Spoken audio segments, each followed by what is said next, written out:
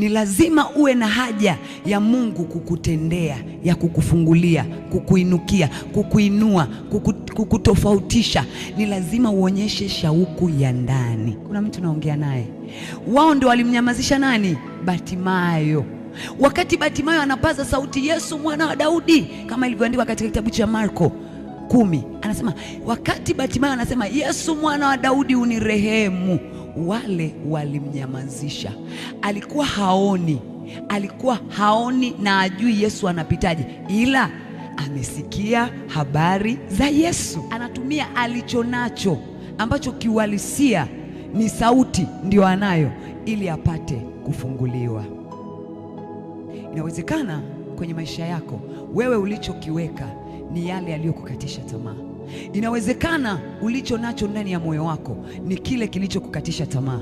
Yesu mwana wa Daudi, aliyepita Yerusalemu, aliyepita Samaria, aliyepita Kapernaum, aliyepita maeneo mbalimbali, bado yuko mahali hapa kwa jina la Yesu. Bado yuko mahali hapa kwa jina la Yesu. Kinachotakiwa kwako ni sauti yako. Kinachotakiwa kwako ni kujitofautisha. Haleluya, haleluya. Nipo hapa kukuhakikishia Mungu hajalala, wewe ndiye uliyelala.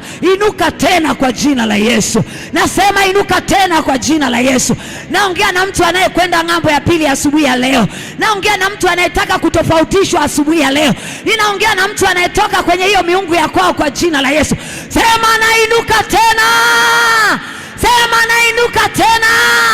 Sema nainuka tena. Sema nainuka tena kwa jina la Yesu. Biblia inasema atukuzwe Mungu atendaye mambo makubwa kuliko yale tuyawazayo, kwa kadri ya nguvu itendayo kazi ndani yetu. Maana yake we are incubating power. Tuna nguvu, yani sisi ni chanzo cha nguvu, kadri ya nguvu itendayo kazi ndani yetu. Haina maana wewe kusema una simu wakati sasa hivi ni wiki ya 3 haijachajiwa. Watu kwa wiki 3 wamekutafuta hawajakupata, alafu simu unayo lakini simu haina betri, au ina betri lakini haijachajiwa. Maanake wewe ni hauna simu, si ndio jamani? Tukipiga laini yako upatikane, si ndio? Kwa nini? Haina chaja yako. Wewe huwezi kupatikana kirahisi kama uja connect kwenye chaji. Chaji ni maombi, chaji ni neno la Bwana, chaji ni nguvu ya Mungu, chaji ni uweza wa Bwana. Haleluya! Na ndio maana akasema katika Biblia, furaha yangu ndio furaha ya Bwana ni nguvu yetu. Hakikisha Mungu anafurahi kwa namna unavyomtafuta, anafurahi kwa namna unavyotafuta uso wake. Haleluya! Sio namna unavyoongelea wachawi walivyokupiga, sio namna unavyoongelea maisha yalivyokupiga. Anasema furaha ya Bwana ni nguvu yetu. Yani furaha ya Bwana ni nguvu ya nani? Ni nguvu yetu. Bwana akafurahi nawe ukavuke ng'ambo ya pili kwa jina la Yesu.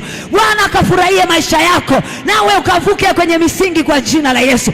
Ukavuke ukuta kwa jina la Yesu. Ukavuke vipengele kwa jina la Yesu. Haleluya! Uzuri wa Biblia una neno linalokuambia kama tulivyoanza na Ayubu 38:11, utafika mpaka hapa lakini hautavuka, na mawimbi yaletayo yatazuiliwa. Alafu hapo mbele akakupa suluhisho la kutokuvuka hapo, kama kuna hiyo milango au kuna ukuta au kuna chochote ambacho kinakuzuia usiende. Mstari wa 12 hiyo 38:12 anasemaje? Je, umeiamuru asubuhi yako? Pamoja na kuwa umeandikiwa hautavuka, umeamuru asubuhi yako? Umeamuru mafanikio yako? Umeamuru Mungu apite kwenye familia yako? Anasema wakati unaamuru, waovu wakumutwe, waekwe mbali nawe. Haleluya!